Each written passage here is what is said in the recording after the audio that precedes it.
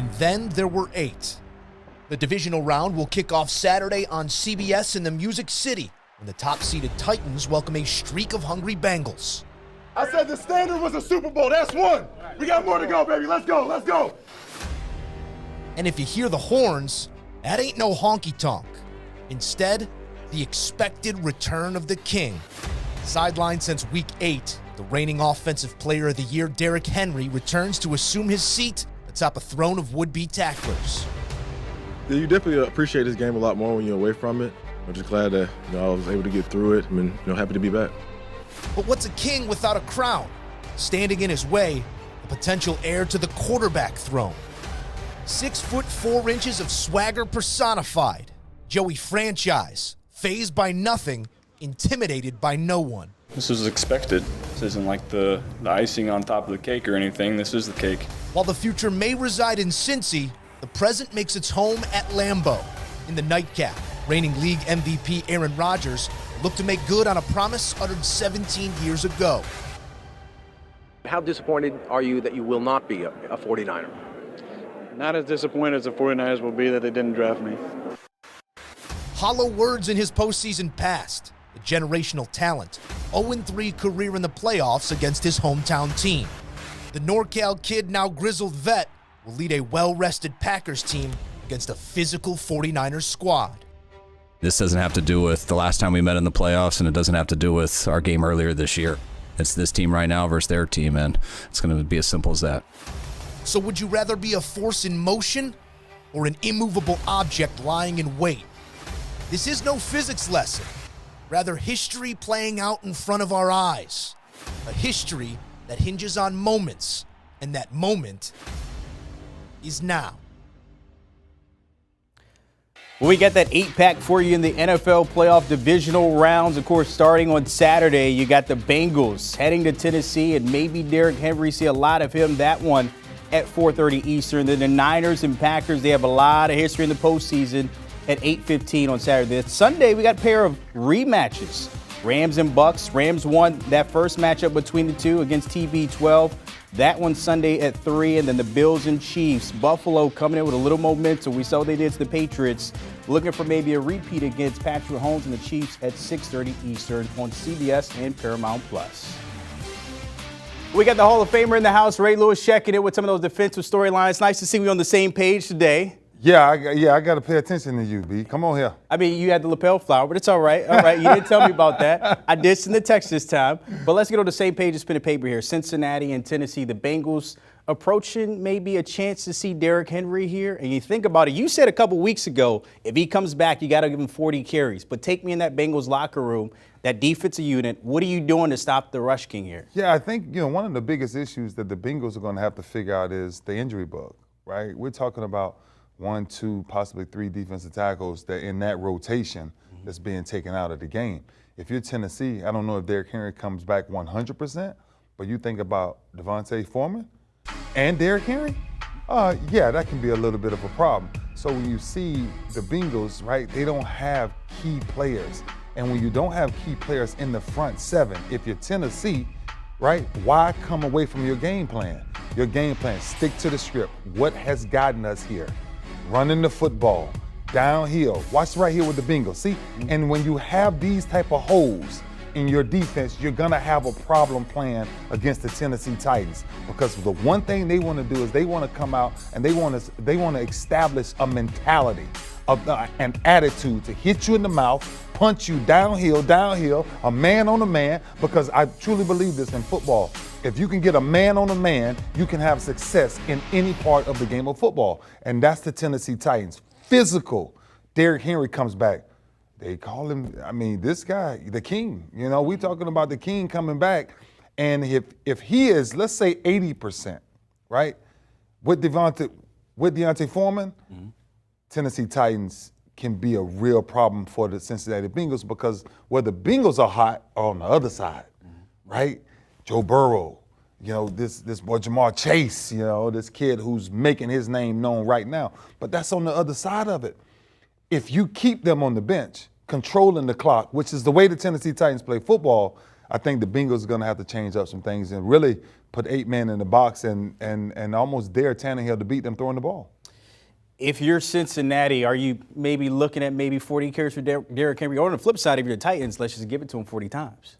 You know what? I don't know if you put the load on him necessarily 40 times, but as a team, 40 plus for sure. All right, we'll see how that pans out there. The Niners and Green Bay, it's going to be interesting because Nick Bosa is questionable. They were a little banged up against the Cowboys. We saw Fred Warner was out for a little bit. Yeah. If you're thinking about stopping when it comes to Aaron Rodgers and the Packers, we see what they've done with Devontae Adams there. How do you slow Aaron Rodgers down? Because you're not going to stop him in that passing attack there with Green Bay. It's the reason why they're number one in the NFC. It's the reason why Aaron Rodgers is Aaron Rodgers, and it's the reason why he has a counterpart over there called Devontae Adams. Nick Bosa has to play. For San Fran to create the pressure with Armstead and all the guys with Fred Warner and all the things that they do over there, for them to do that, they're going to have him. One of the things when you think about the San Francisco defense, the front seven, that's where your money is, right? So let me tell you, on the back end, I want you to watch this. What they can do front seven-wise, they can rush the passer and never have to blitz. That's one of the things that's really unique. Fred Warner, I'm telling you, one of the most athletic and just smartest linebackers that I love watching playing the game right now. But I want you to watch Nick Bosa's intensity. How when he disrupts one side of a field, everybody else joins into that. Because San Fran's, their biggest problem is their secondary. And that's a problem going into Green Bay. Because Devontae Adams and what they're doing, what him and Aaron Rodgers have, they have this science with each other, right? Like, I just know where to throw the ball at. You know, and Devontae, his catch radius is so wide. It's everywhere. It's anywhere on a football field. And I think the San Francisco 49ers, Kyle Shanahan, they have to figure out a way to slow Devontae Adams down, because if Devontae Adams get going, and it's usually the opposite, right? It's usually the run game, then you go to the passing game. But in this, Green Bay is going to test San Francisco's corners, right? Safeties, I think San Fran has pretty good safeties. But if there is any weakness on the San Francisco 49ers, it's in the secondary. If Bosa can't go, are we looking at the Niners? Are they still capable to get some pressure on A-Rod there? You know what? This is just me. He's one of those guys, right, that when you go into the playoffs, you have to have your engine. Right, Fred Warner is another piece that it's hard when you saw the game last week, right? When both of those guys went out, you was like, oh boy, this may get ugly, you know, the Cowboys may come back. But Nick Bosa has an energy that spreads throughout the entire defense. This is what makes him so dynamic. So a lot of people think it's just playmaking. It's not just playmaking.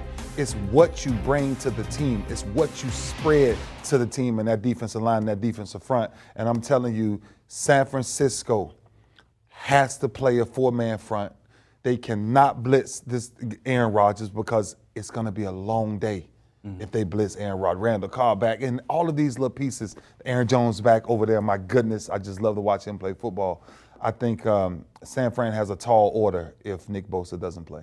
The Niners need to fly around. Meanwhile, the Bucs and Todd Bowles, that unit's been flying around, almost shades what we saw last year, the reason why they won the Lombardi. Yeah. They need to get pressure here on Matthew Stafford because coming into the postseason, he was turning the ball over. Is that something that Todd Bowles needs to dial up again in this one? Yeah, I think it's a little bit different. You know, if you think about the first game that they played earlier this year, you know, he threw for 343 plus yards, 4 TDs, you know, against the blitz. You know, if I'm Todd Bowles, I'm letting my front seven, veterans, savvy veterans, Barrett, JPP, Sue, right, White, all these guys that's up front. I'm telling Todd Bowles, let me send Todd Bowles a message right now. The message is simple. Let your front seven earn their money this week, right? Great defenses have to cover up your only weakness. When you think about Matthew Stafford, what Odell Beckham and Cooper Kupp is doing over there, he's getting the ball out of his hands. One of the things that he does very well is almost extending plays with his eyes, right? That's what makes Matthew Stafford. And listen, the kid has an arm now. This is not no guy that we're hoping can throw the football. Right. This guy can throw the football. Todd Bowles and that front seven have to come into this game and they have to say, see, listen, I want you to watch these plays. When you can dial up man coverage The one thing you give up in man coverage is you give up leverage in man coverage. When you play in zone makes you have to go the long route. So what I'm saying is, Akers and coming back, you're going to have to make him run the football. Watch Tampa right here with 4 men, right? When you got Barrett, when you got these boys doing what they're doing, they are veterans. They are savvy. Let them go hunt. It's hunt season right now for that front seven. And for your back end, you're telling your back end, listen, don't let the ball get over your head.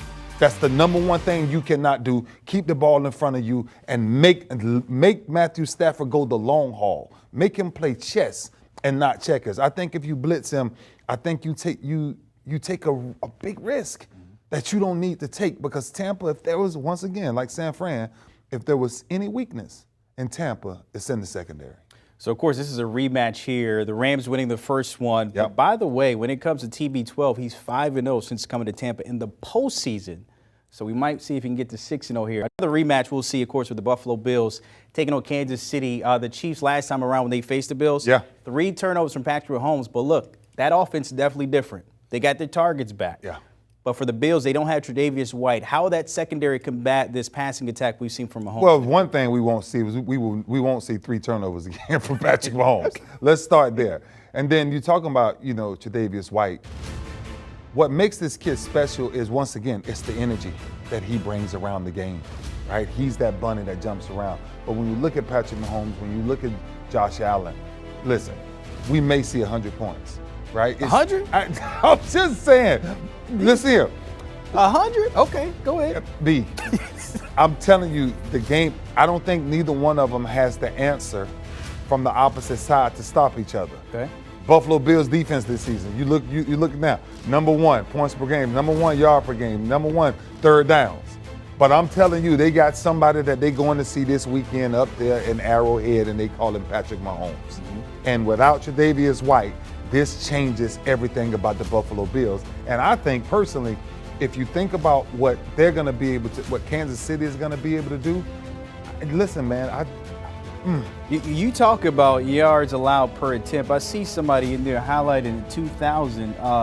You were on that team, right? The Ravens 5.6. When you talk about allowing points or per attempts, you were part of that. Yeah, we weren't giving them nothing, man. What does it take to have a defense like that? Because we just talked about the Bills. What does it take to have a unit like that? This is what it takes. When you think about a Tre'Davious White being out, you have to think about, and I'm telling a lot of these coordinators this because I watched them play this game with the other coordinators, right? The offensive coordinators and things like that. You have to let your front 7 earn their money. Mm-hmm. People hate playing, quarterbacks hate playing against zone. Why? Because you have to go the long route. And most of the times, if you don't feel like going the long route, guess what? Check, run, right? It's Tom Brady's greatest formula, right? But that's the way you cover up secondaries. That's the way you cover up these big plays that we continue to see given up in the National Football League. When you're talking about dominant defense, the front 7, the coach come in the meeting room, the front 7 looks back and say, listen, as long as it don't get over your head, we good. Because we'll live to play another day. Right. And that's where I don't care whether it's Buffalo, whether it's San Fran, whether it's Tampa, and Kansas City, they all have the same issue. Stop giving these guys the one-on-ones. These offensive coordinators are putting together these pick routes, right? Because once they see you in man coverage, a lot of times when they bring a running back out the backfield, they bring a wide receiver and they motion him over and then they bring him back, they're doing that just to identify exactly what you're in, right? Which is where we were really good at really disguising, having a guy run cross and switch total responsibilities on the other side. And then go to zone, right? Because when you think you have man, it's hard to beat man with the way the National Football League is playing football now, and offenses with the pick routes and the level routes and all of these different things that can really throw defenses off. What's the old saying? Defense wins championships. Is that the play? It'll never change. It'll never change, and that's why I'm saying if you're the Tampa Bay Buccaneers, if you want to go back to a Super Bowl, that defensive meeting has to be personal. I don't need a coordinator in this meeting this week, right? I need my players to understand the way we have to play to win these games. Okay, all right. The conversation, as always, kicking here with Ray Lewis here. The conversation never stops inside the NFL. The expert insights, exclusive commentary, and special on and off field features with the fellas here. James Brown along with Phil Simms, Brandon Marshall, Ray Lewis, Michael Irvin, and the newest member, Julian Edelman, streaming episodes there, the Emmy Award-winning show, every Tuesday at 9:30 p.m. Eastern, exclusively on Paramount+. Do you want a sports network that delivers everything that matters about the game? The highlights, the picks, the instant analysis, no yelling, no fake debates, no politics. Hit the subscribe button and never miss a moment.